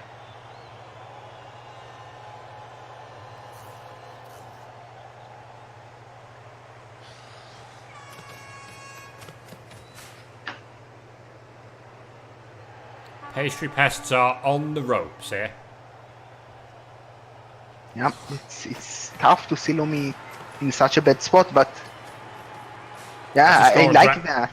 He has to push now, or he might not get to score at all. Like, the longer he waits, the less likely he will be able to get a scoring threat. He needs to force Hoyleyboy to think about something. Now, do you go for the ball, or do you go for the scoring threat? Like, the thing is, I kinda think going for the scoring threat is a very obvious, safer play. Because you don't need to score, you just need to stall this. 1-0 is good enough for Hoyleyboy right now. Yep. We're not fighting for any sort of TDD or level ups in the playoffs. Expect to see a loner line rat dodge to try and provide some sort of support up the field for Cherry Gerbilee. Well, that's not a good dodge. It is not. Well, it's not Blodge we trust, it's Rodge. Wrestle up there. A lot of block to make sure that Wrestle is a knockdown. But, like, as long as he's not broken, he's still going to be very scary for the next turn. Because there is still time if Luminous needs it. It's of very, course. very easy. You don't need to commit to... Oh, no! Whoa! What's dodge? What's that for? No reroll. I think that was either some sort of misclick or not noticing the line rat. Because the skink was too tall and, like, covered him. So Have a look you didn't from see the line rat. Hoyleyboy's point of view. How could you possibly? That must be a misclick. Like, unless the Agi5 skink, with his skills, somehow, with the angle, like, blocked the line rat, that makes no sense. And even with the skills on the line rat, that makes no sense. But this allows Lumi to stall up. Yeah, Lumi... He can consider... Can he consider stalling out a turn, or does he just take that and run in the touchdown right now? Well, the thing is, even if he goes aggressive and give the ball to that gutter runner in the front, he could possibly stall next to the end zone. Because who's going to threat him? A couple of skinks? There's 2 skinks, and he's only strength 2. Yeah, but one of them, like, there is a spot where neither of them can really do much. He is if not you go going for this. Is That's sense? a 1 dice. That feels a bit risky, but sometimes you need those risks. He has rerolls to commit if he needs them. And he needs something to go in his favor to get out of this pickle. Okay, 2 heads is the answer. Just go through the screen. That's how powerful 2 heads is. You just Oh, he don't goes with the care about loner. The that. block's with the loner, and it hasn't worked out. And push. Stand means firm you is just no stand good. firm. He wanted to free up the chance to get the skink hit. He could have Yeah, targeted now. the RG5, but he gets a break on... Now, you might pile on that. But you need that Storm Vermin to... No, you don't. You don't need that Storm Vermin to pitch. You go for the damage. But Same Thick result. Skull. That was Thick Skull into Thick Skull to save the Cox. The richest T will be delighted. Like, the richest T right now is so happy that I cannot even describe how happy But he is. Rusty C, but remember that Hoyleyboy can't see the REBBL logo. So it couldn't have been that the line wrap blended in with the logo because he can't see it. Yeah, like, I also don't see the REBBL logo, sadly. It's green for him. Yeah. And the line rat is very distinctively brown. And a brown line rat in a brown kit means you have lots of brown. Lumi and Choco Chipmunk will continue to stall in the backfield here. That was a big misplay from Hoyleyboy, that source dodge. But I don't feel like it's too much punish. Yes, it means that one turn on the clock was just removed for nothing, which helps Luminous stall so much. But if you can still make Luminous not score, then possibly that helped you, because Luminous didn't push for the score right now. Is that an opportunity missed? I very much feel so. Also, there is definitely a hit on... Because... There's an option to put dive and tackle on Choco Chipmunk as a starting point. We are going to blitz. They got to run out for 3 dice and find a POW on Cherry That's Gerblade. a big knockdown. A removal here will be devastating for Luminous. Even a break. Nothing to Sadly, do. 87. Best armor. And you don't have anyone to foul that with.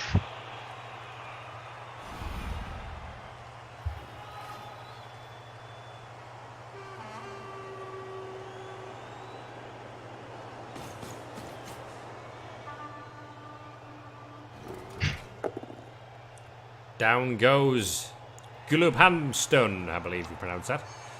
But who knows? Well, And knocked out for the second time in the game is the Lion Rat. yeah, but still a babe in play. Going to be important to get those players back, because he is playing at best with 9 players. In Well, another overtime, one's if it's gone. there. This babe is being insanely valuable. Well, It assuming was they come back, already of course. good. No knockdown on Fat Ratskull. Well, to bring this to overtime, they are going to have at least 2 shots at coming back. So, I would rate the chances of both of them coming back.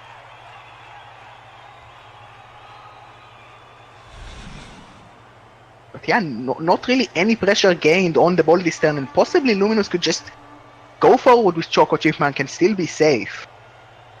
With a lot of sorrow just being really committed to the left side or based up by Lion Rats or the Storm Vermin and not really being able to move out.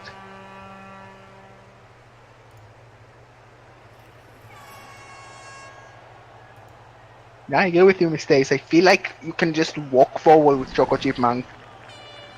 Like, and you will pretty much be safe, because skinks really need to do a lot to scare you, but they can still be scary at times. RG5 Skink is retreating ever so slightly.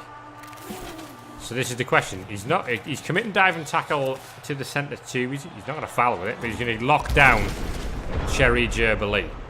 Will Choco just go alone? I think Choco goes alone.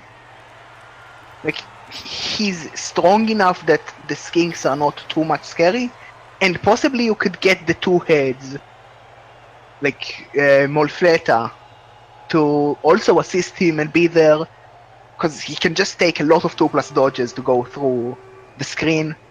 I agree that the dive and tackle sidestep should have gone towards Choco Chipmunk and the ball now. Could have, like, based the ball and even been a way where it makes the, like, dodging out force, like, a movement backwards if you, like, screen from directly in front of him. Well, you might have forced a 3+ dodge with Fat Ratskull to try and tackle him away. Yeah.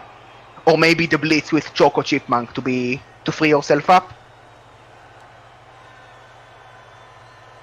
both would be useful because that limits the options of the Skaven.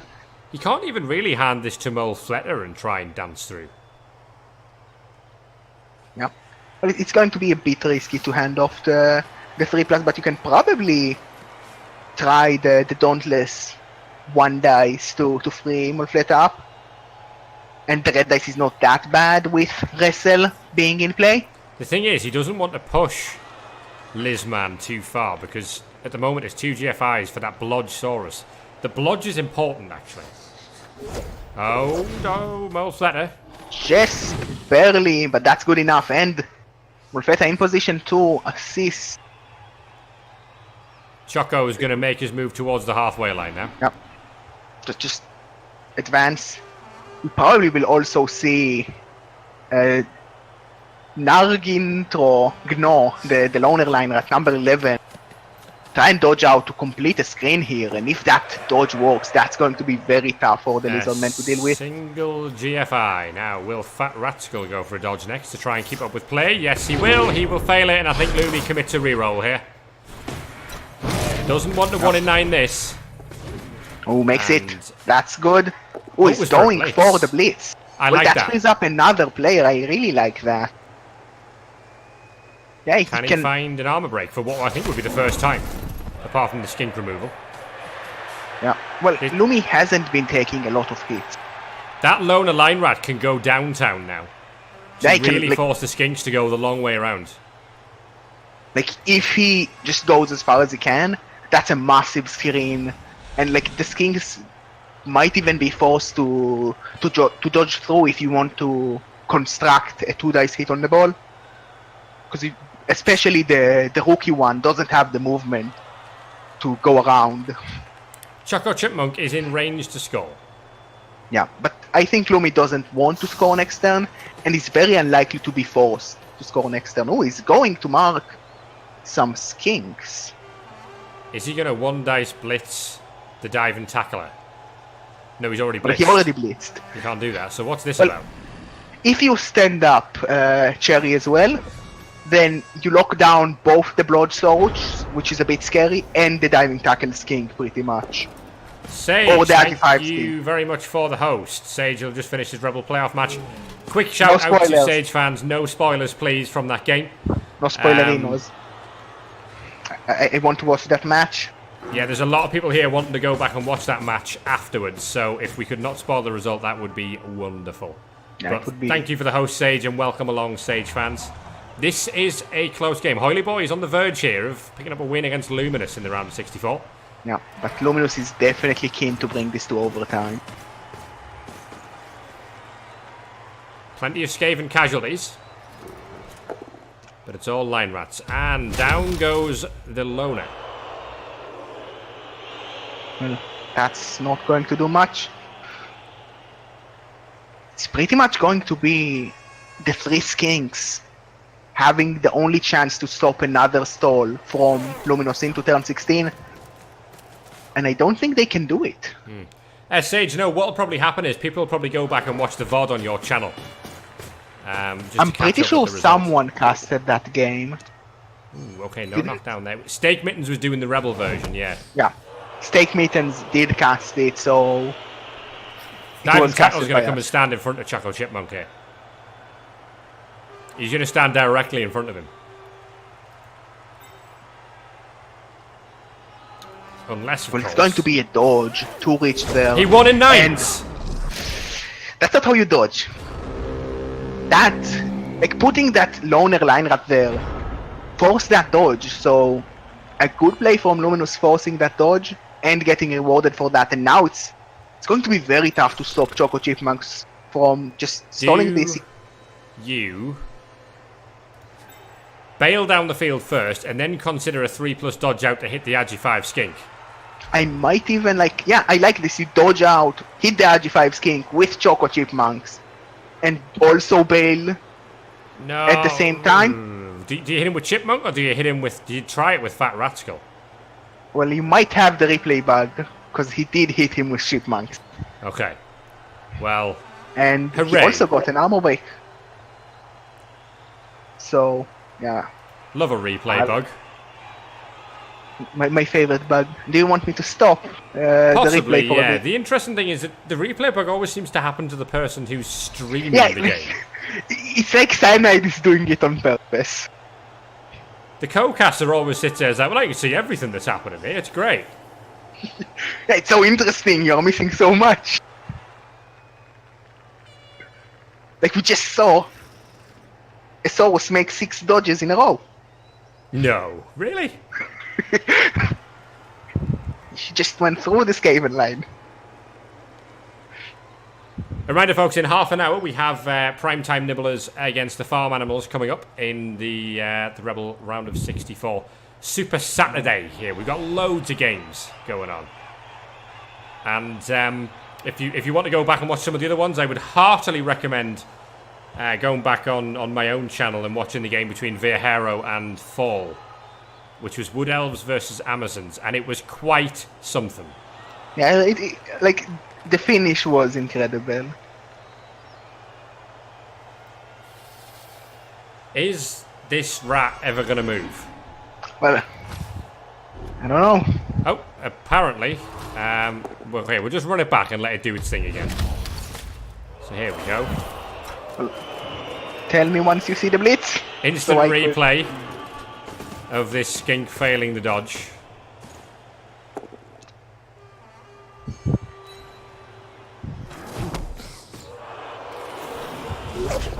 Down he goes again.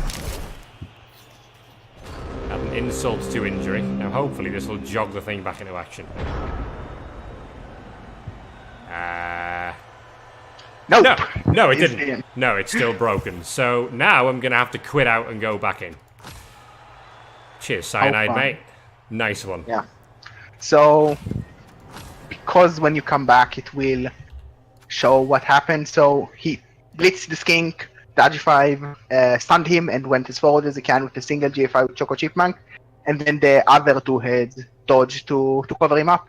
So he is pretty much safe in the end zone, waiting to score on 16. Don't you love when hardware or cyanide failures ruin one of the best parts of the game? Ooh, that's interesting. Do you want me to keep on covering what happens after that, or? Well, we're now back, and to be honest, the ball's up the field. The Croxagor's knocked down. Yeah, there was an injury on a loner lineout as well. Oh, another Kaz. Yeah. Awful sneak is gone. But this one almost certainly going to overtime, unless, of course, Hoyleyboy can find a one-turn touchdown of his own. But Choco Chipmunk finds a score. That's the thing. But it wasn't very difficult. The touchdown line was. We said, or chat certainly said, that Luminous was the king of the stall, and that was very, very well done. He did a stall. He had some risky turns there. Definitely the dodge. Possibly the miskick from Holyboy gave Luminous sometimes to reposition and put pressure back on Holyboy and remove the pressure from himself.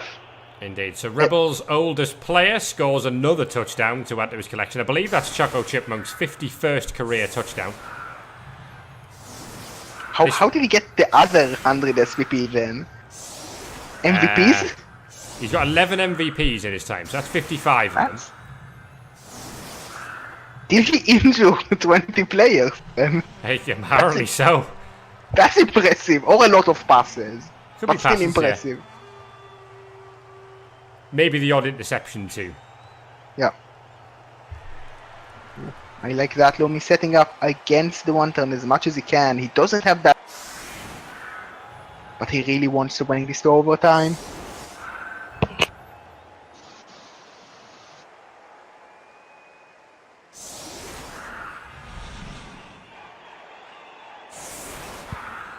Like 3 more SVP to a pile where he does.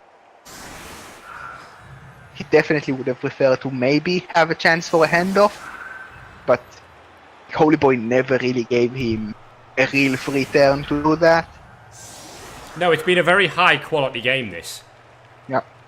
We said at the start, these are 2 very, very good coaches who are going up against each other in the round of 64. Yeah. Like now, this second half was very painful for Luminous, and possibly that alone would be able to carry Hoyleyboy into a victory. Because it makes defending against the one turn a lot harder. But even outside of that, like next half, it's going to be very tough for Luminous to steal the ball if Hoyleyboy gets it, but I would rate Hoyleyboy's chances to stop a score from Luminous steal. So we've set up the sidestep skink, and he's going to have to dance his way through the Skaven lines here. No. This is a tough one, because on one hand, the sidestep has a sprint as well, so you need less pushes, but the RG5 is definitely better at doing pushes. Chaps, you might be right. This could actually just come down to whoever wins the coin toss in overtime. Yeah, the coin toss is always going to be really impactful, but I think that Lumi needs the toss more to win this in the end. But of course, there can always be a blitz, and then winning the toss is bad.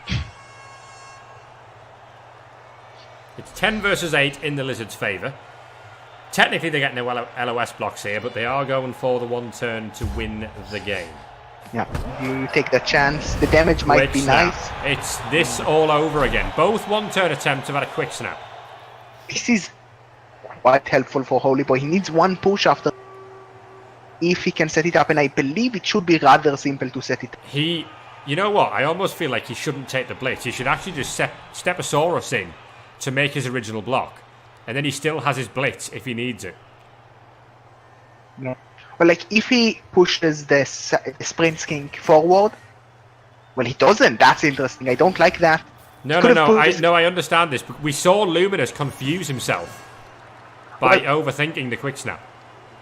True, but I saw a play where he pushes the skink forward, and then he used Lonky Long to block the line rat. And if it's a push or a knockdown without a removal, he just gets another chain push to pretty much complete the requirement for the one turn. Because he only needs two pushes with sprint. Now, are you committing a reroll to this in overtime form? I think you do, because like, reroll is great, but winning the toss is so key for overtime. And you prefer to take it than the 50-50 of toss? Reroll is taken, so he doesn't have the reroll for the handoff or anything of that ilk now. It's going to be very difficult still. I mean, you're going to use the RG5 skink regardless. Yeah, you pick up with the RG5 handoff, but it's not a super high chance play to score here. The question was, does Hoyleyboy think he needs two rerolls to end up scoring quickly if he wins the toss? And how much does a second reroll help to steal the ball from Luminous? Do you do the handoff now, or do you do the handoff later? He's in two tackle zones now. Surely, is that going to get any better, or is that the best? It's probably going to get a lot more. Oh, Croxigo, double skulls! Why would you use the Crocs? Never use Crocs. We're going to overtime, folks.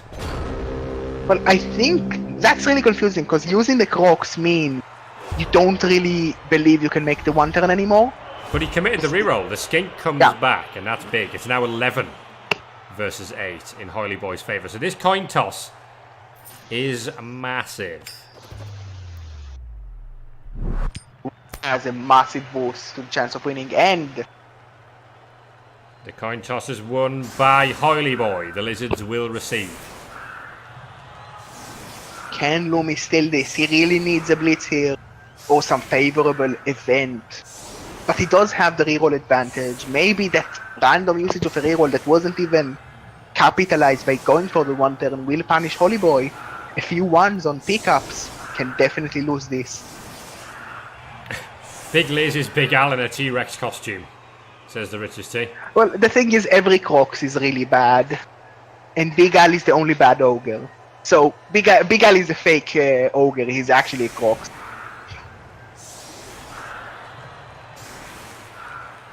Lumi has the +1 fame. What he wouldn't give for a pitch invasion right about now.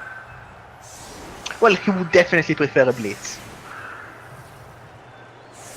I mean, if you offered him a pitch invasion that took down 9 lizard players, I think he might take it. But a blitz would be better. Yeah, like a blitz into short kick would be as much, if not more, appreciated, especially if he can get Choco Chipmunk under the ball and catch it. Well, here comes the kick, and we get a short kick and a high kick. Well, there was a skink under the ball, so high kick being completely pointless. So Hoyleyboy gets LOS blocks to try and reduce Lumi to 5 players. Yeah. And also, just make sure his position is strong.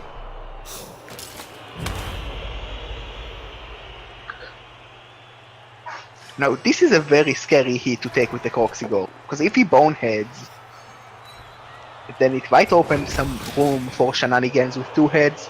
I don't think it's you tough do to take double the, screen. I don't think you do use the Croxigo at all. What's that loner line rat going to do? Yeah.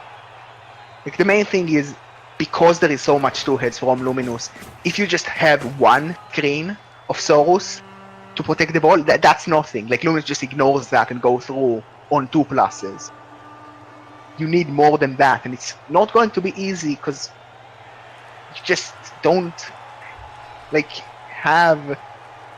You need to cover such a large part of the field that you cannot afford to just do a massive screen.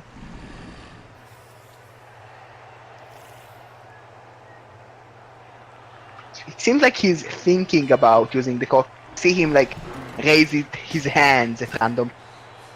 But I believe he's voting against it because he is blitzing the loner line rat, and it's only a push.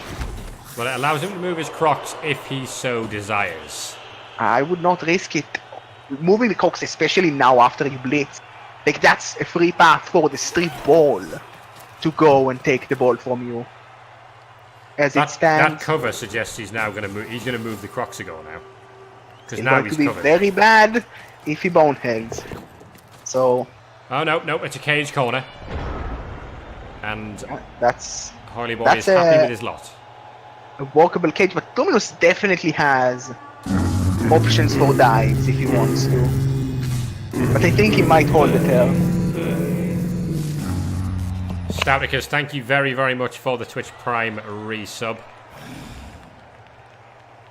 Stouticus, of course, who now it's been more than 48 hours, we can confirm is through to the round of 32. Welcome to the big boys around. All apple pies was a bit of a meme. Yes, it was. There's a 1 dice with tackle on that Blodgesaurus available here. How brave are you feeling, Luminous?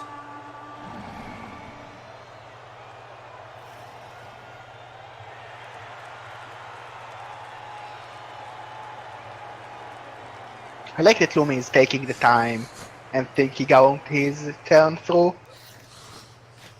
Dauntless.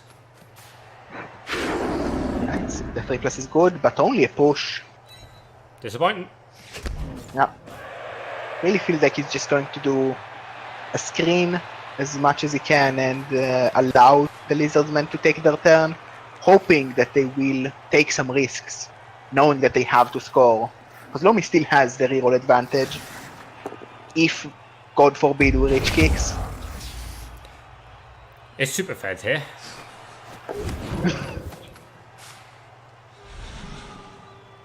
I think Superfed will be proud to see Lumi win after not winning the toss. Yeah, of course, Gobstoppers. The Goblins are in action tomorrow Oh yeah. in the REBBL playoffs. I don't think anyone believes in Gobo, but see them walk.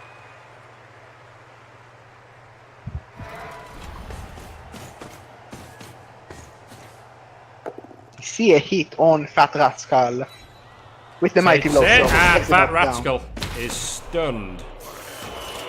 The stun is good enough to offer up a bunch of pitch position on that flank. Yeah. But, all 3 gutter runners are in position. Attempt a dive if they wish to. But that break is very crucial if he wants to cage around there. It allows him to do that. Poor old Lazarus Diggs and his 1900 Nurgle team. Absolutely getting to play the bad guy tomorrow against Raven, Poe and the Goblins. You get a free win, but you also get you have to be the bad. It's a fair trade. Literally everybody is going to want the Goblins to win that Blood Bowl match. Yeah. Everyone wants them to win. No one believes they will win. Well, have we checked Except the bracket? maybe Wait, did people actually vote Goblin?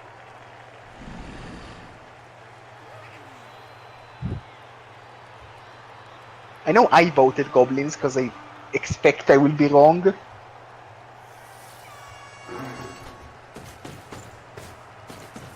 God damn it, Squiggy. We know you believe, but you believed in Yasin for way too long. Apparently 20 people have backed the Goblins to win. That's a lot. That is a lot. Yeah, I assume some. 46 have Just backed the Nurgle. Yeah, it's still very Nurgle heavy. But that's a lot of Goblin fans. And people that want to be wrong.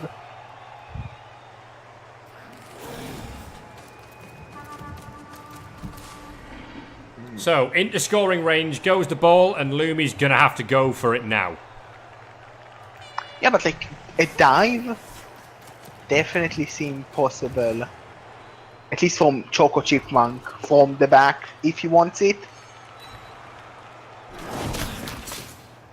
Because he can like go the long way through the Mighty Blow Soros, take those 2+ dodges, and then it's like a 2+ from the Crocs, a 2+ from the Soros once, and then a 3+ onto the ball. That's not hard. That's 2+, 2+, 3+ for a 2 dice on the ball, because you can counter the assist of the Mighty Blow Soros. I definitely see Luminous take that play. Well, he has to go now because he's lost the game if he doesn't go now. And it's, I think, a big mistake to leave that option to dodge next to the sideline. I think it's way too easy for Luminous to get a hit on the ball here. 2+, 2+, 3+. How hard is that with a reroll in build to get 2 dice knockdown on the ball?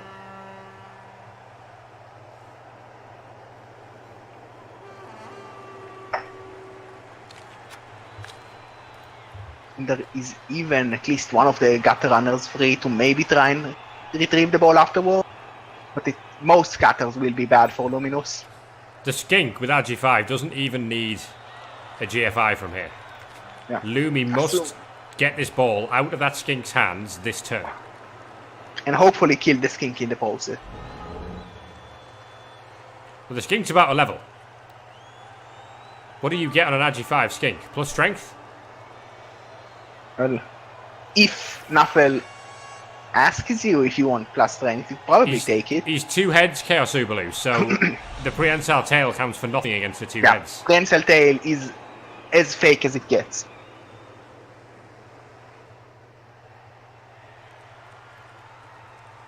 Well, you definitely want to go the long way next to the silent for the Mighty Blow, because that way you can make sure there is no counter assist against you, because you can definitely remove the Mighty Blow from having an assist, but removing both the Skink and the Mighty Blow is tough. But maybe Luminous is risking a tougher dodge to try and get the straight ball to be the one to hit the ball. He's got to go from dive and tackle. Now that's a very difficult dodge. I don't like that. I think definitely better with... Nope. Here goes Choco Chipmunk. He's going all the way around. Is Choco Chipmunk. Yeah, it's about the same, but he doesn't get the knockdown. A push will force a GFI next turn, but is it enough? I don't think it's enough.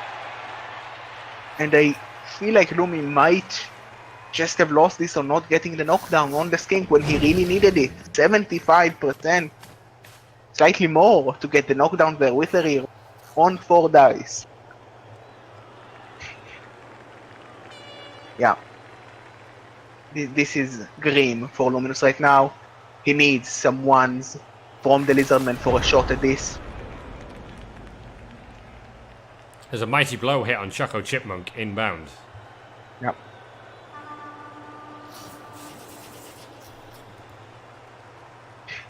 It's only a 2 dice, and Choco Chipmunk could still sidestep onto the ball. But it's still pretty good, and that I believe makes it a 3 dice. It does indeed, and that 3 dice does not find a knockdown. No, that's not good enough. But he can definitely blitz him off with the Skinks. going to be scary to do a block with a skink, because it is a 1 in 9 to fail. Which way do you go? I think, yeah, I like that, because that forces both skinks to move. And the blitz out. But it's still a matter of moving the two skinks and just pushing Choco Chipmunk, forcing him to not be able to do anything.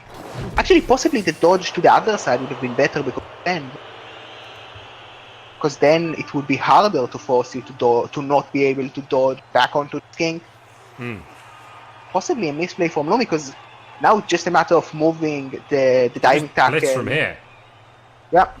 Well, and it's a 2 dice. It's a 2 dice blitz from here, and then he can't sidestep onto the ball. Yeah, possibly. Like, that might have been a mistake. Yeah, that's definitely a mistake. That might cost Lumi the game. A 1 in 9 from the skink or a GF5 fail. An injury on the loner gives 2 SPP to Lonky Long.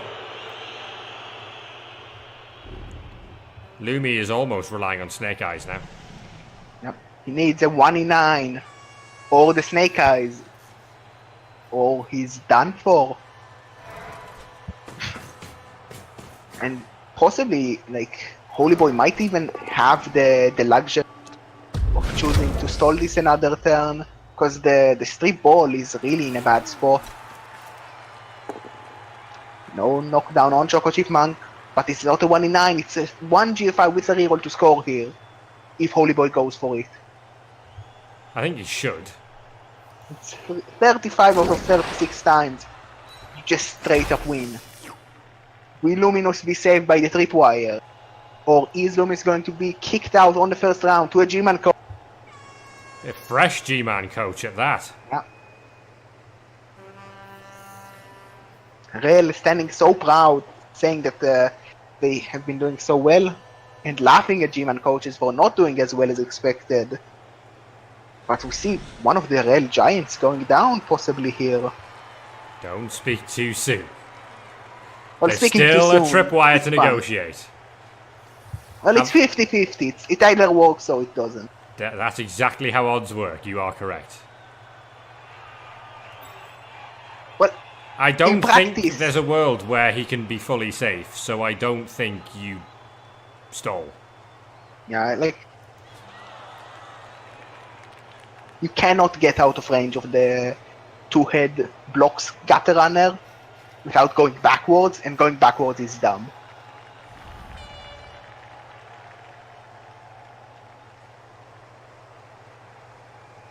Dodging away wasn't necessarily safer because here we go, and in we go, and Ready Lizard 1 have knocked out the Pastry Pests.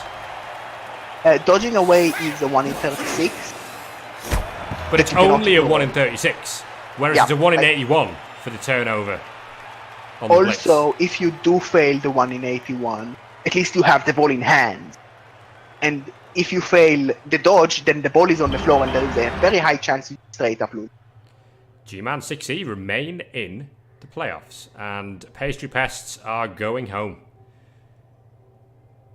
MVP for Paul Volerone, who is yet another rookie gutter runner coming through on Luminous's team. That's a good MVP for next season. A head start on that gutter runner. But I think it was only 12 people who, 13 backed Ready Lizard 1, including I was myself. So me and We did it, Gerber Exxon. get to gloat right now. But a great result for Hoyleyboy, proving that he has the coaching skill to potentially be a dark horse. Yeah, he definitely played this match very impressively. Luminous also played very well. I think the big, fuck up possibly, I didn't do the chances yet, was the one turn. I'm not sure if it was better, but if it was, Lumi will definitely feel bad about it, because that might have lost him the game. Ladies and gentlemen, are you around for another game, Gerber? Sure, why not? This was a really good one. Because Metal can't do the Sean Man game, so guess who's damn doing it, it? Metal! God. Looks like we're doing the Sean Man versus Chabsu game. VG Purist, thank you very much for the host, and welcome along, Purist fans. We've got another REBBL playoff lined up for you. Is Sean Man still in chat? Because if he is, induce Big Rat, or I will hate you forever. Right. I What don't I'm know going if you to even do, have the TV. what I'm going to do is, because I didn't expect to be doing this, I'm going to very quickly drop the stream so that I can rename the stream and then put the stream back up. Why am I doing that? Because it means that anyone who wants to search for the VOD of the game can just find the VOD of that game. It's a lot nicer. I probably will quickly get a drink while you do that. Yeah, so hold fire, everyone. Don't go anywhere.